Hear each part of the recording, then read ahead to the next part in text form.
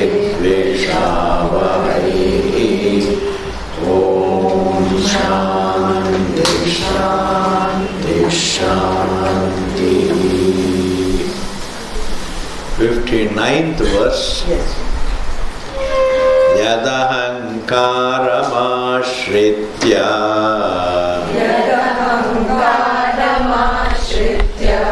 अयोत्स्य इति मन्यसे मिथ्यैष व्यवसायस्ते प्रकृतिस्त्वां नियोक्ष्यति स्वभावजेन कौन्तेय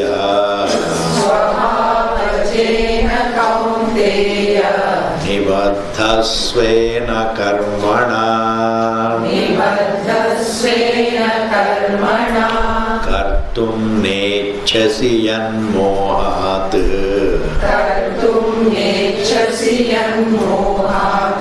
करिष्यस्य वशोऽपि तत् ईश्वरः सर्वभूतानां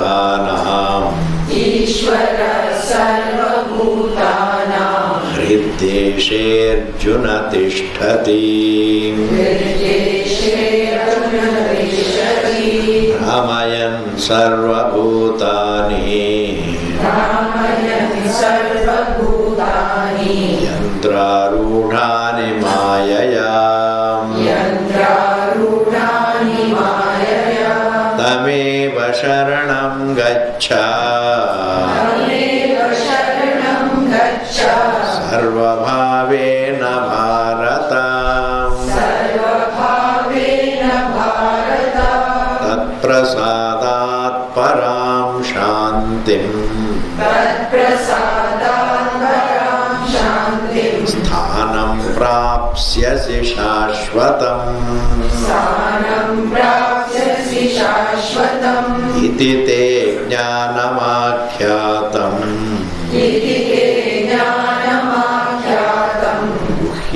गुह्याद्गुह्यतरं मया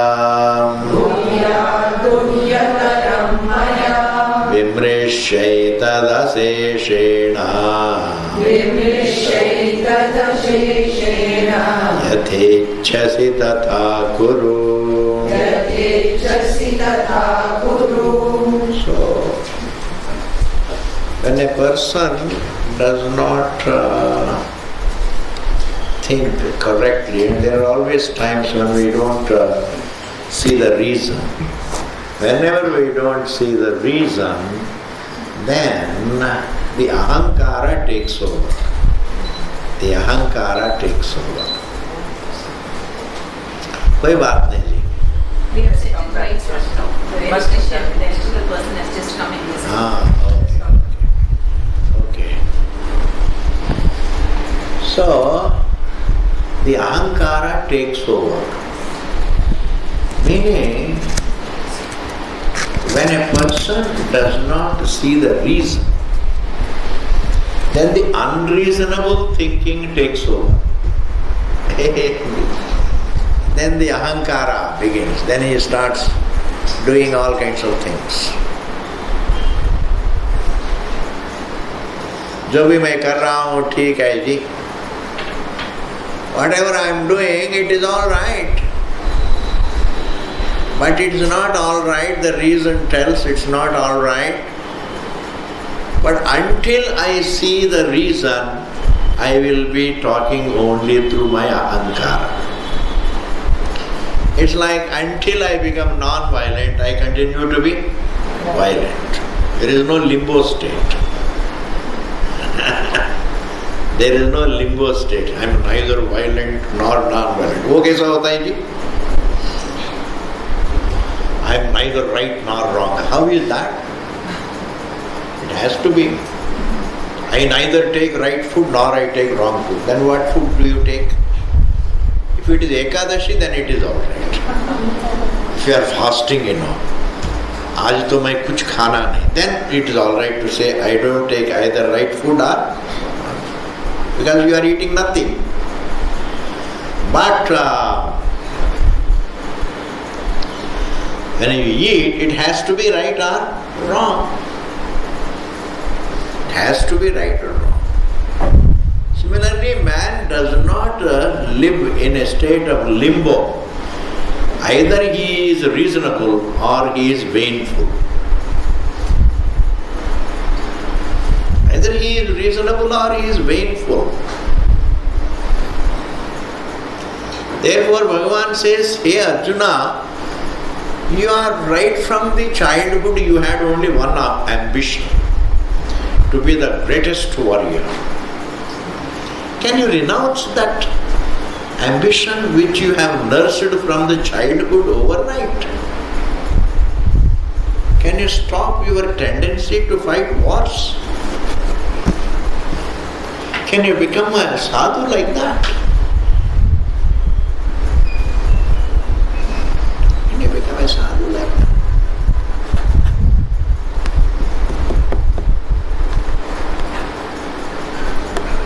Bhagavan says, even growth, even individual growth should not bypass your basic prakriti, nature. You can grow and touch that. You can grow and know the truth within your duty. If you are a Kshatriya, as a Kshatriya you can grow and know the truth. If you are a warrior, you can be a warrior, continue to be a warrior and also know the truth. In order to know the truth, if you have to renounce everything and become a sadhu, then it doesn't work. Vedic culture would simply be dead. Vedic culture survives only because of this fact, that you can be a grihastha and still be a jnani. You can be a rishi and still be a rishi means grihastha. Every rishi has a household. We have rishi putras. We don't have swami putras. But a rishi putra and swami is different.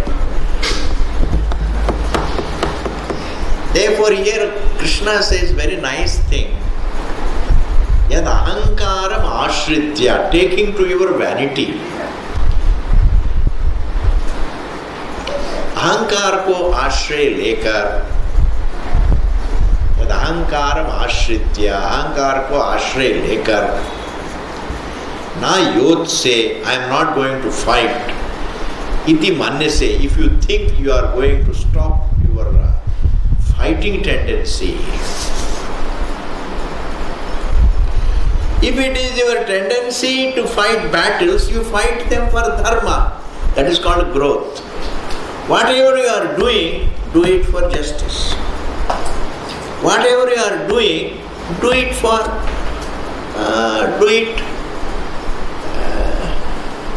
to serve others.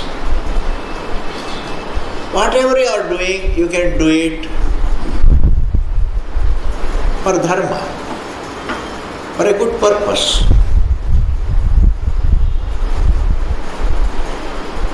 Growing out of selfish motive, growing out of impulses is growth. I do my duty not in order to grow out of greed. I do my duty in order to grow out of greed.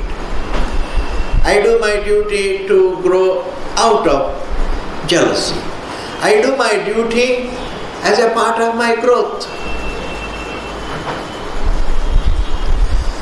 And a duty can be anything. It could be the duty of a warrior, or a duty of a teacher, or the duty of a grihastha, or a duty of a teacher, whatever, duty of a farmer, or a duty of a laborer, or a duty of a sweeper. What does it matter to you? Or a duty of a priest? क्या फर्क पड़ता है? If I do it correctly, that helps my growth. It is not what we do that helps us grow. It is the honesty. It is doing it with for a right cause. Doing it for doing whatever I am doing. If I do it for the right cause, I am growing. I mean, need to think of the right cause. I'm doing business so that I can look after all the children, that's the right cause. I can educate them, that's the right cause. I can look after my family, that's the right cause. I can look after my employees, that's the right cause. I can serve the nation, that is the right cause. It's making noise, can you make it less?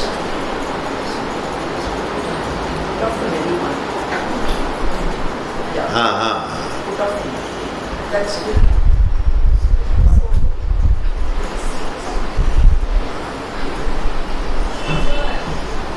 So we have to find out which switch is for what. And number 2, does it work at all? Does it function at all? Is it live? Or is it sharir chhod diya hai? सब देखना पड़ता है. Otherwise,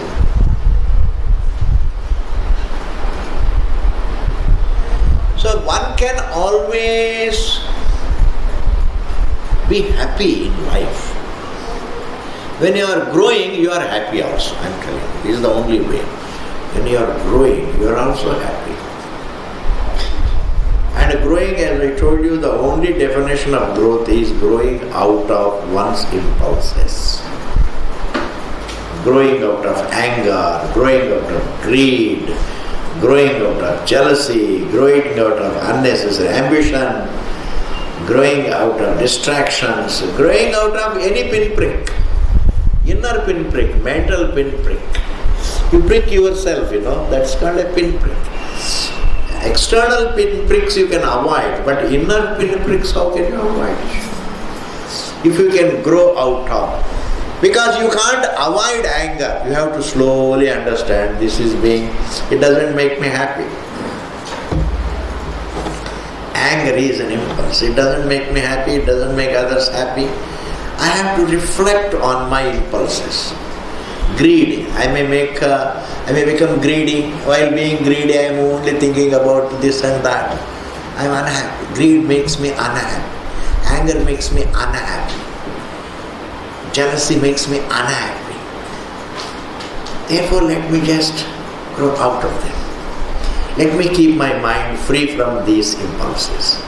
This resolve to keep one's mind free from these impulses is what is called the resolve to grow. The resolve to handling one's own impulses is called growing. I am able to handle myself. That is called growth. Bhagavan says you can put on this kind of growth doing your own duty. You can be a Kshatriya and be a Brahmajnana. You can be a Brahmana and be a Brahmajnana. As long as what you do it for the right cause. You are sweeping, let us say, there is a sweep press, there is a sweeper. And if he says it will make people happy. So I am only making people happy. And when the more he thinks of the good cause, how nice to be, how nice it is to make others happy, when he thinks, makes him also happy, that's a good cause. Therefore, when you do, whatever you do, your duty, please do it for a good cause. Good cause means dwell on the good cause. Dwell on the good cause.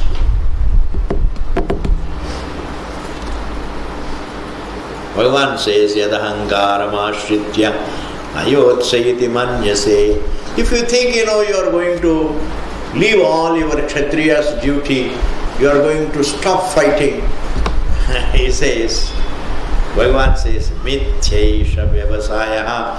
This decision of yours, hey Arjuna, is false. It will not last. Today you will say, I am not going to fight. Tomorrow again you will. Because you have been a warrior from childhood. How can you change overnight? How can you change overnight? Swamiji Valmiki changed. There are certain exceptions, but don't make it a rule. Don't bank on exceptions. देखो, so and so person invested in the shares and he became a billionaire. I will also invest all my money in the share. Doesn't mean you are also going to become a millionaire. You may just become a pauper. You understand, Don't go by these examples, exception. There are some people whose luck smiles on them and then they... These are all exceptions. Valmiki became a sage. It is an exception. Maybe in his previous life also he was a sage. Who knows? Sudden changes don't take place, please. Change is always gradual. Man's soul, it is just that, it's not that really, inspiration can be sudden. As a businessman, you come to the Vedanta class and then suddenly you say, my God, from tomorrow onwards, I will be a different person. Aisa nahi hoga. Maybe you get a bout of inspiration and after 2 days it gets deflated. It takes long adhyayana. It takes long reflection. It takes long reasoning to become a reasonable person. Otherwise we are all unreasonable. We are very, very unreasonable in all our dealings. Therefore, Bhagavan says, don't renounce your duty, grow through your duty. Mithyaesha vyavasayaste. This is going to be your resolve, your decision to renounce your Kshatriya's duty is false. Mithyaesha vyavasayaste. Prakritistvam niyokshati. Prakriti, your nature. Tvam, aapko. Niyokshati, it will force you. Your own nature will force you to continue to be a warrior. You have to slowly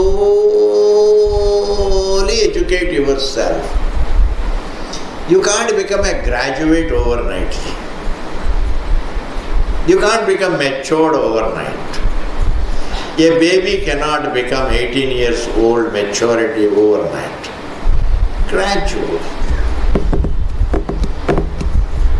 Suddenness, it doesn't work. Gradual. Therefore, it is your nature. It has become your nature. That ambition, childhood onwards, you have this ambition to become the greatest warrior. Yes, use your nature for a good cause. Then the moment you do it for a good cause, you are growing. By changing the profession, you don't grow. By changing the attitude, you can grow. The same thing I can do for a better cause. A businessman can be very happy as long as he thinks, my business makes so many people happy. My employees become happy. My family becomes happy. My children become happy. When they are all happy, I am happy. Try to make yourself happy by making others happy. I think that's a very wonderful thing. I mean, in Vyavahara, that is the right thing. Discovering Brahman, that is different. But before one discovers the truth about oneself, one has to live happily. But how can you live happily? Only by making others happy. At least those who depend on you, make them happy. Therefore, don't change the duty. Change the motive. Change the attitude. You don't have to change the duty. Change the attitude. What can you do? Bhagavan says, don't go by your ambition. Now I am going to change the topic. Everybody has a certain talent. This is called Shakti. Everybody has a talent for something. That's a part of Prakriti. And everybody has a certain line of thinking, the direction. There is a certain sanskara in him. You can't renounce your talent like that. You can't renounce your sanskara like that. But use your talent and use your sanskara for a good cause.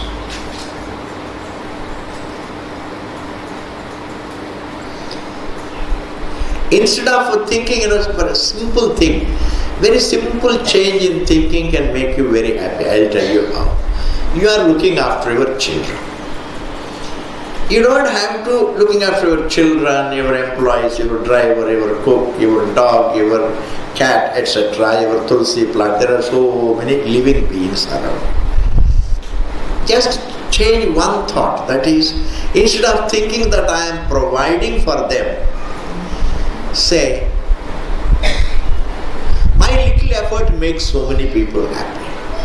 Just change the language. Little change in the language also makes a big difference. Instead of thinking about myself as a provider for them, say my little effort makes so many pranis happy, so wonderful. The more I think that my little effort makes so many jivas happy, my making effort doesn't tire me. Therefore, instead of changing the duty, change the attitude, change the motive, change the line of thinking. Ji, the next verse.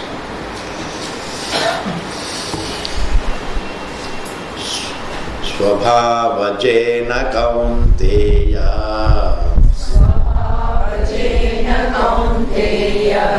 nibaddhasvena karmana kartum nechasi yanmohat karishyasya vashopi tat. Swabhavaja.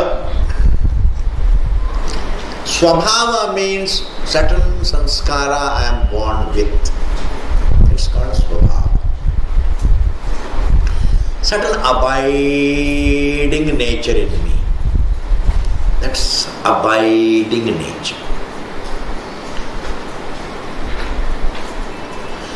And this, when I am born with certain nature, understand I am bringing it from my past lives. So it has been with me from so many lives in the past.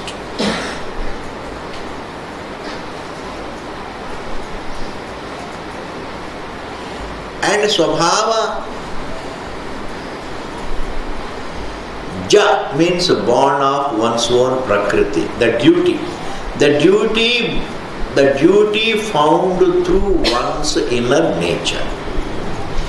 It is also interpreted as the duty prescribed by your caste. But we can't accept that also, because the problem is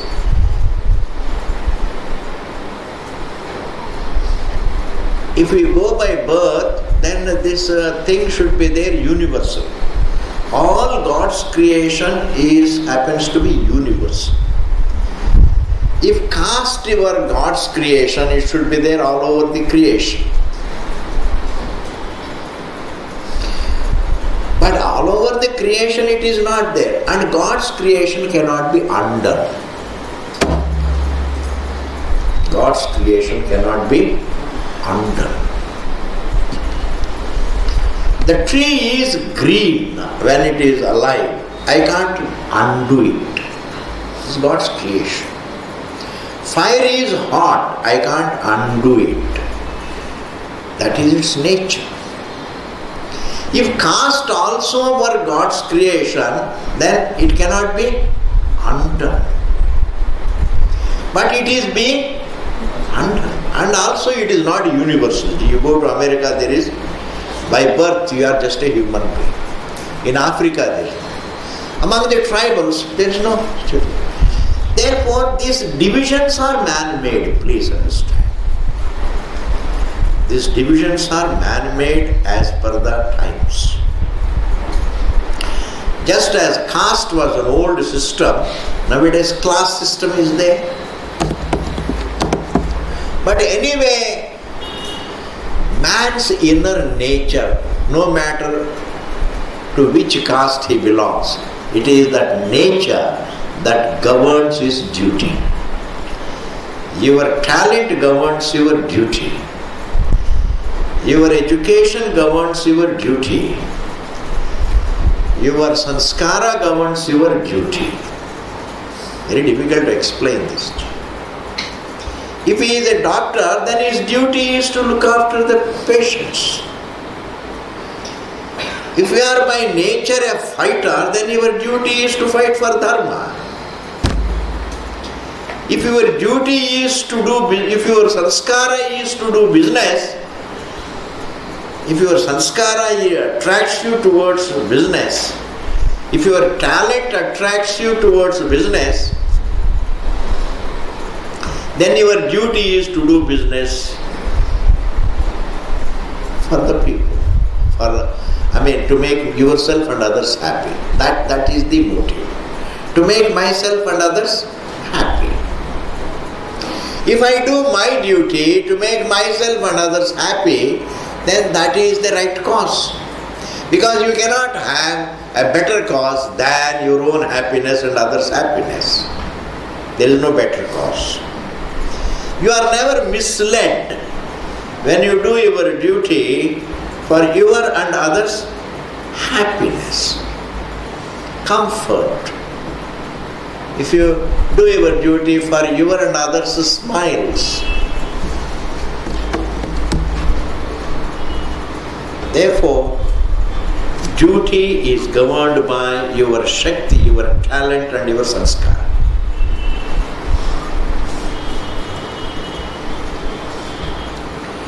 Duty is governed by your talent. Duty should not be done. Don't take up a line of action governed by your ambition. You have the ambition to make money, but you have no talent. You have no talent to run a business, but you have the ambition for money. You will utterly fail. Our duty is to respect our inner talent and our inner interest, aptitude and talent. Aptitude is a big thing. समझ में आ रहा है ना? Supposing you don't have the aptitude to do business and you go and sit in the office, you will not know anything. You will not enjoy it. And these aptitudes are not really something that we borrow from others. We inherit them from ourselves, from the past. What we in English call aptitude is nothing but sanskara. Therefore, Bhagavan says, Svabhavajena Kaunteya. Hey Kaunteya, hey Arjuna, Svabhavajena, by one's own nature, by one's own aptitude, Nibaddhaha, man is bound. Man is bound by his own nature, man is bound by his own aptitude. Therefore, he has to put on growth through his by following, by respecting his aptitude, by respecting his nature, as long as it is a good aptitude and a good nature. If somebody is a criminal and he has aptitude for criminality, then he has to change.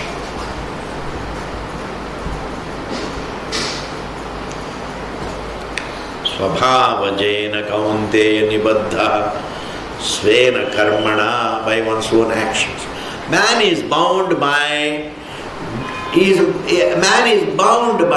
doing actions as per his prakriti, as per his sanskar. He is bound.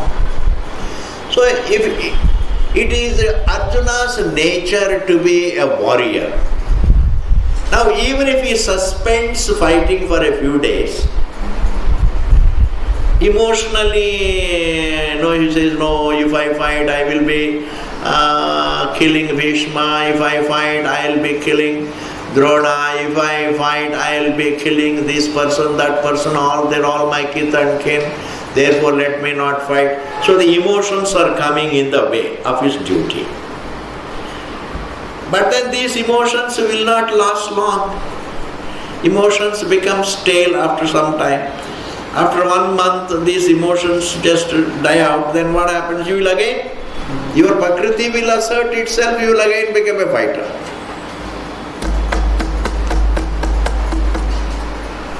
Therefore, when you are doing when you are fighting when you are fighting for dharma, you don't get papa. Actions don't bring papa as long as my attitude is for dharma. If I am doing my duty for dharma, then it doesn't bring me any papa. Svabhavajena kaunte nibaddha svena karmana kartum nechasi. If you refuse to do your duty as governed by your nature, as governed by your aptitude, as governed by your education, and mohat, you can only refuse to do your duty only due to delusion, moha, some confusion. You are confused. You are not able to understand life in its entirety. You are not able to understand the very definition of life. You are only worried about that momentary crisis, that moment. Oh, if I fight, I will have to kill Bhishma and Drona. This is what you are obsessed with. But then maybe, if they lose maybe they will lose their life at your arrows, or maybe you will lose your life at their arrows. We don't know who will win and who will lose. But what is important, the result nobody knows. But still we can be very happy doing an action as long as we do it for the right cause. I don't know the result, please. Oh, what?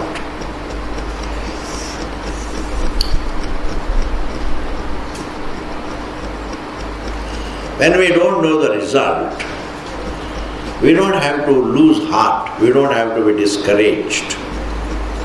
I can continue to do my duty for the right cause. When I am doing for the right cause, then I have no confusions, then I have no fears, then I have no fatigue. But if I do my action for a particular result, governed by my ambition, then I have fear. Maybe I will get it, maybe I will not get it. Therefore, let the actions be governed by the right cause in your thinking rather than a given ambition. Are you able to follow? I told you long ago, I've got my own limitations in explaining. If you do your duty governed by, inspired by the right cause, then you can never be unhappy. I am doing my duty, ji. Bhagi Bhagavan ki mercy. Such a free thinking, ji. I am doing my duty for the right cause. The result, I don't know. Jo bhi hoga.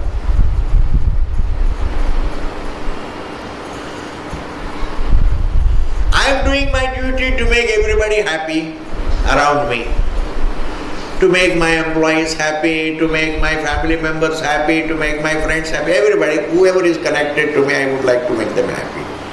That's why I am working.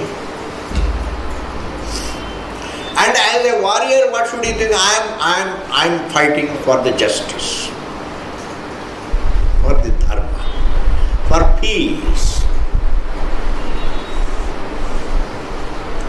The right cause. Once it is the right cause, then my actions do not tire me, and I am not afraid, I am not worried, what will be the result, etc. I say that the result, I am fighting. My intention is more important than what I think right now is more important than what will come later on. समझ में आ रहा है ना?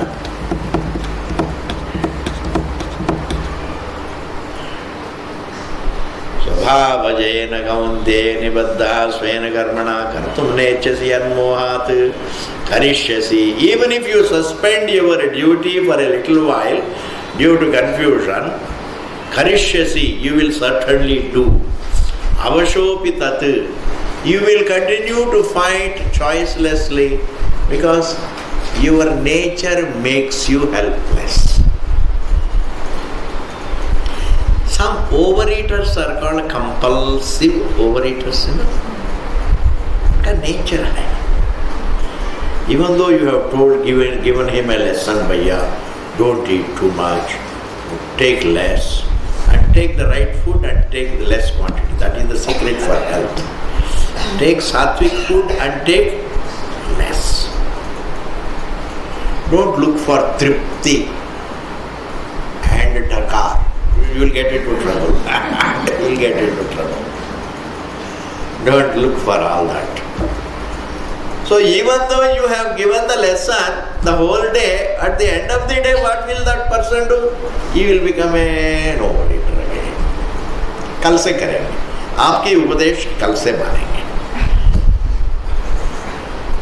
Because unless I change within, I can't be different. For Arjuna to change over from a Kshatriya to a Sadhu, is it possible just overnight? If you are all Grihasthas, is it possible for you to become a sannyasi overnight? But that's not necessary. A Grihastha can continue to be a Grihastha and think like a sannyasi. So what? You can study Vedanta and know the truth. In order to be happy, lifestyle is not the precondition. Discipline is the precondition. Values are the precondition. Right thinking is the precondition. Not a kind of dress, etc.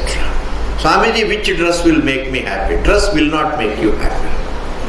Honesty can make you happy. Truthfulness can make you happy. Dharma can make you happy. Discipline can make you happy. Which city will make me happy? Aisa kuch nahi. Okay, ji. Therefore, you don't have to change you don't have to change things around you, change your thinking. When we change our thinking, the things around also get changed.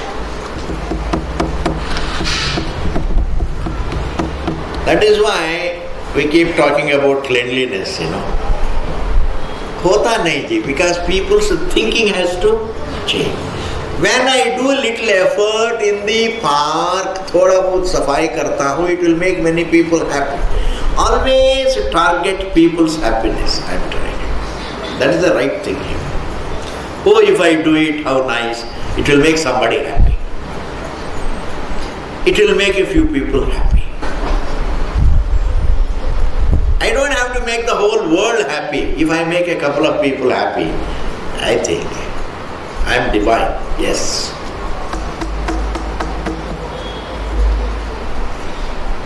It is not that either I make the whole world happy or I make nobody happy. Aisa nahi hai. You don't have to think of the volume, the quality it has. Even if I can make one poor person happy, that's great.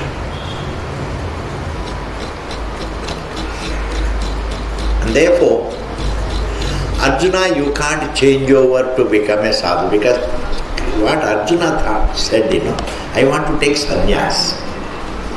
Krishna says you will take sannyas. As a sannyasi, you will be fighting battles. Is it not? Like as a businessman, if you take sannyas, and go to Rishikesh, what will you do? There also you will make some tooth powder and sell. Yes. A businessman can't become a sadhu overnight. This sanskara has to grow in oneself for many years. I have to cherish vairagyam for many years to get vairagyam. You can't just chhod chhad ke sab Rishikesh jata. For how long? I can renounce all my comforts and just live a very simple life. For how long? I say one can't renounce rice for a few days. It's so difficult. The doctor says renounce rice, then you will be better off. Hey Bhagavan, I have been trying to renounce rice for the last 25 years. Abhi tak to hota nahi. Then I gave up that resolve to renounce. Yes, chodo. Ye hota nahi ji.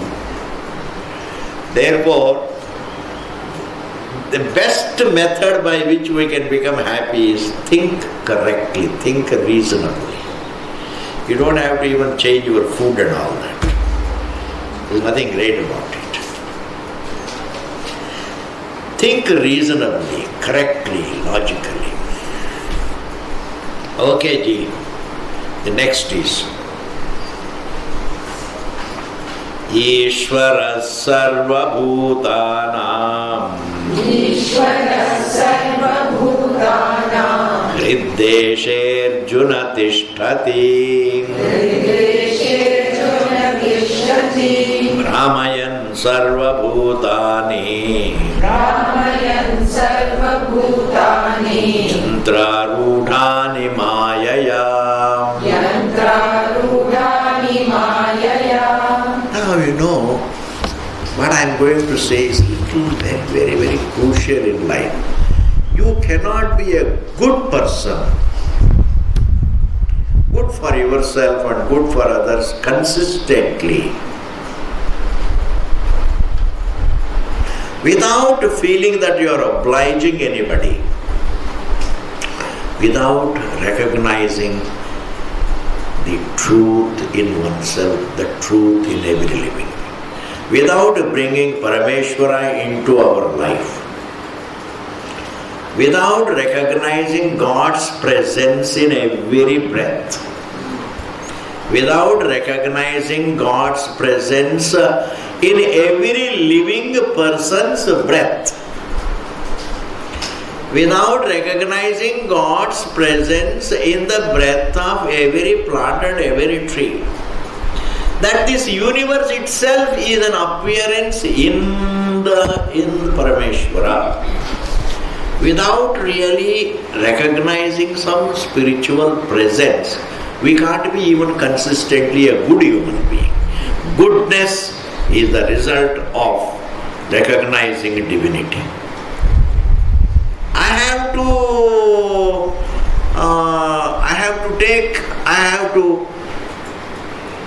My recognition of the presence of divinity can make me a good person.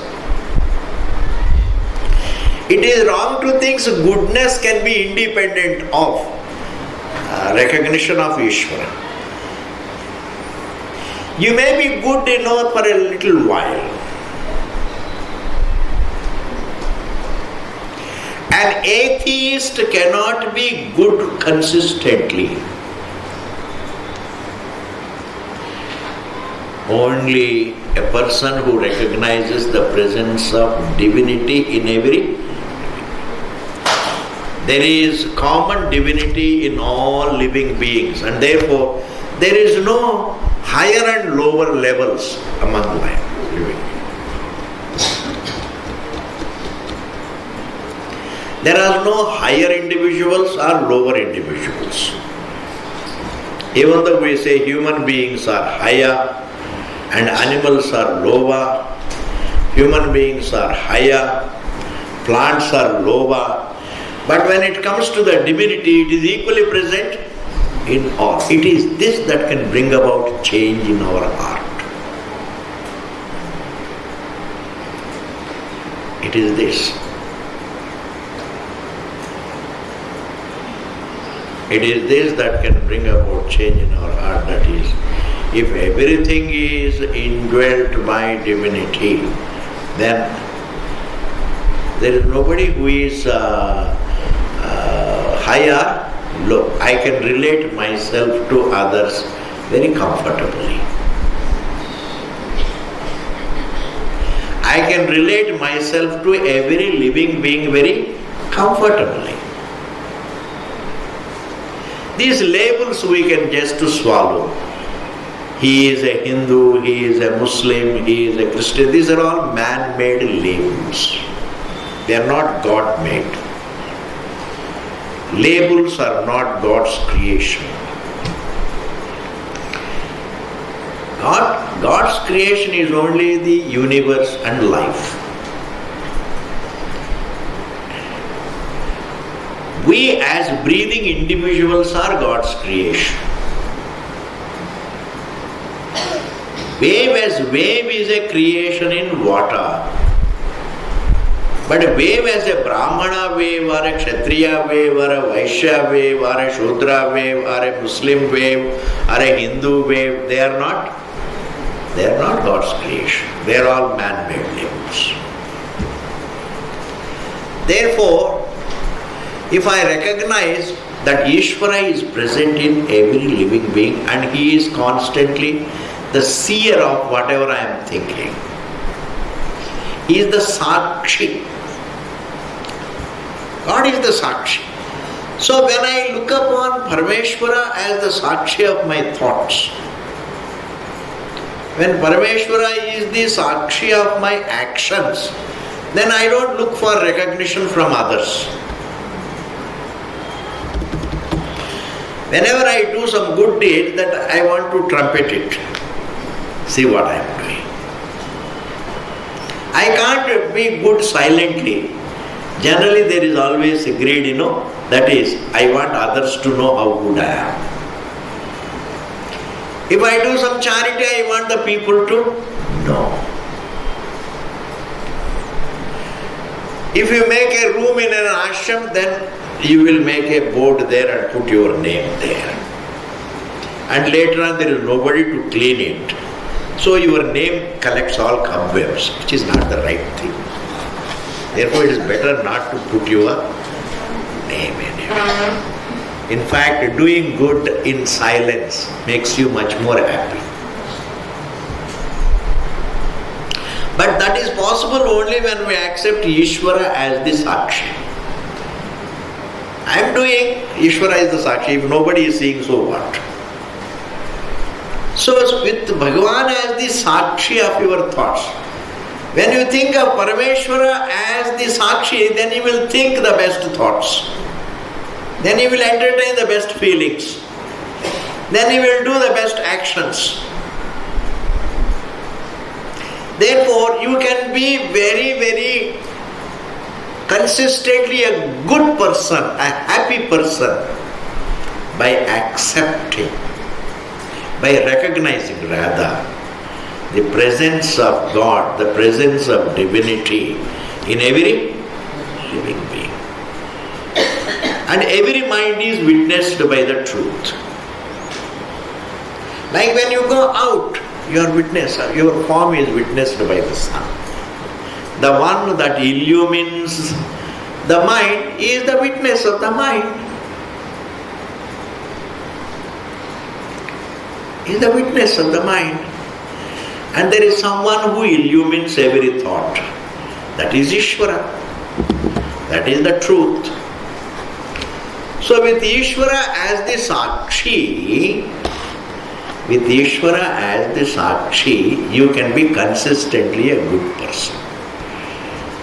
Why I am saying all the time consistently? Because even a person who doesn't believe in God can be good, but once in a while, but not consistently. Bouts of goodness is different from abiding goodness. Abiding goodness is born of a certain recognition of divinity. how nice it is to make somebody happy. And that when I make an effort to make somebody happy, Bhagavan will make me happy. He will put me in a situation where I become happy. My situations are governed by my deeds. Yes, the right deeds create right situations. Therefore, Bhagavan Krishna in this verse says, you can be doing your duty comfortably. You can be doing every action for the right cause comfortably. You can be following your values comfortably on the condition that you recognize God's presence in you as the witness of what you are doing. And all your good thoughts and good feelings and good actions will give you the good result. That result could be a comfort in life, or it can be a growth within, depending upon your motive. Both are good, Ji. Comfort is good. Inner growth also is good. What is wrong in that? In either way, a good deed always results in your happiness. And don't think happiness is so easy to get in life. You can get money but not happiness. And happiness gets spoiled the moment you think of the future. Kya hone wala hai? Whereas a devotee says, jo bhi hoga kuch nahi, that is mera haath mein kuch nahi, nothing is in my hand. Therefore let me keep on doing the right action. Let me keep on doing the right action for the right cause. And what will be the result? I don't know. So his happiness is not spoiled by the thoughts of the future. A bhakta's happiness is not spoiled by the thoughts of the future. Are you able to follow? A bhakta's happiness is not spoiled by the thoughts of the future, by the thoughts of uncertainties. जो भी होगा, जैसे प्रारब्ध होगा, भूकंप आया, स्वामी जी क्या होगा? कहते हैं कि Delhi is very prone to भूकंप. आता नहीं जी, जो भी होगा होगा.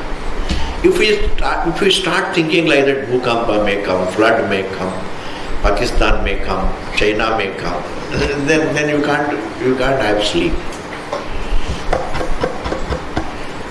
Understand one thing, nothing is in my hands.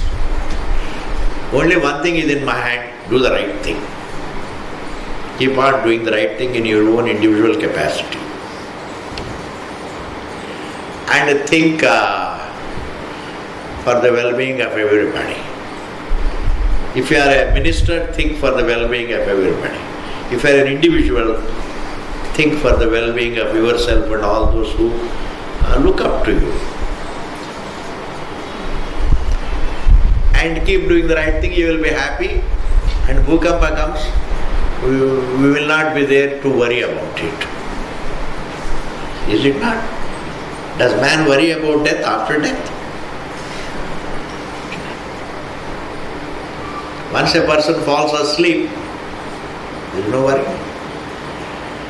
All these things, the problems of life have to be handled in the light of the presence of the Eternal. In the light of the presence of the truth which is eternal. The Eternal swallows all our problems.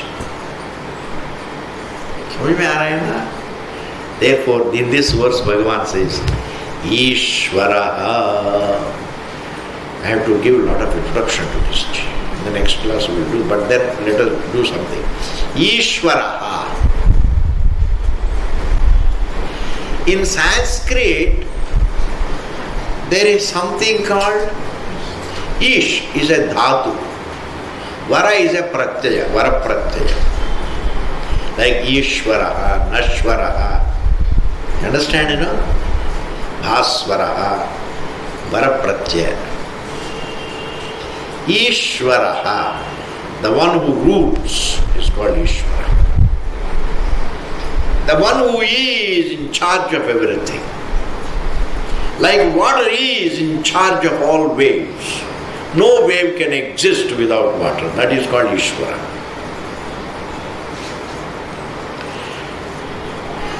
A Chota Ishvara, like a king also. Everything in the kingdom happens by the will of, you see, king's will dictates the happenings. King's will, W-I-L-L. I am not using the future will, the volition. The king's mental will runs the show, whereas Bhagavan's presence runs the show. Bhagavan doesn't have to will anything. Bhagavan is just present. But a king has to will. Therefore a king is called a Chota Ishvara, not Bada. Ishvara is real Ishvara, whose presence itself makes the universe possible. Are you able to follow? Did I convey this point? One is willing, the other is just being. The king has to will for everything. He has to get up in the morning and attend to his duty. He has to will. Whereas Parameshwara doesn't have to will. He is just present. His presence itself is enough. His presence facilitates the appearance of the universe. His presence facilitates the appearance of the mind. His presence facilitates the laws. His presence facilitates life and death. Like the emerging of the wave implies there should be water for the wave to emerge, and there has to be water for the wave to get drowned. Similarly, Parameshwara's presence is necessary for the universe to appear and therefore the universe to disappear. For the life to appear and for the life to disappear. That means life and death both are. They depend upon Ishvara. Therefore, who is Ishvara? Whose presence dictates the whole creation? Ishvara. His presence is his might. His eternity is his might. His non-dual nature is his might. Might is not to be taken in terms of the talent to work. His presence is the might. That is why he is called Almighty. Almighty means immeasurably mighty. And immeasurably mighty means only presence. There is only one thing that is immeasurable, and that is just to be. Everything else is measurable. Every action is measurable. Every volition is measurable. Every exploit is measurable. Every heroic is measurable. You understand, Whereas presence is not measurable. To be is not measurable. God's presence is his might. Eternity is his might. Unlimitedness is his might. That is called Ishvaraha. But when we say he is the Lord of the universe, we try to imagine him in the role of a king, isn't he? Because when you think of Bhagavan, he must be big. Just as a king is the king of a kingdom, Bhagavan is the king of the whole universe. So we think he's still taller than this local king. Ishvaraha does not mean that. Ishvara. Like, I'm concluding it. Like the wood is the Ishvara for the table. Baba. Table's God is its own substance called wood. What is it that facilitates the table? The will of the wood or the presence of the wood? Did you follow what I said? Is it the will of the wood or the presence of the wood? Yes, that is the issue. We'll do it. You know, I came from Uttarakashi. मेरा सारी छुट्टियां खत्म हो गए अब आ गए हैं आराम से, because today is the first day. First day itself is a very heavy day from 8 o'clock onwards. But slowly, the topic will pick up. Don't lose interest in Vedanta. Don't lose interest in Bhagavad Gita. If you lose interest in Vedanta, then you will develop interest in all wrong things. समझ गए ना? ओम पूर्णमदः पूर्णमिदं पूर्णात् पूर्णमुदच्यते पूर्णस्य पूर्णमादाय पूर्णमेवावशिष्यते ओम शांति शांति शांति. Thank you, Ji.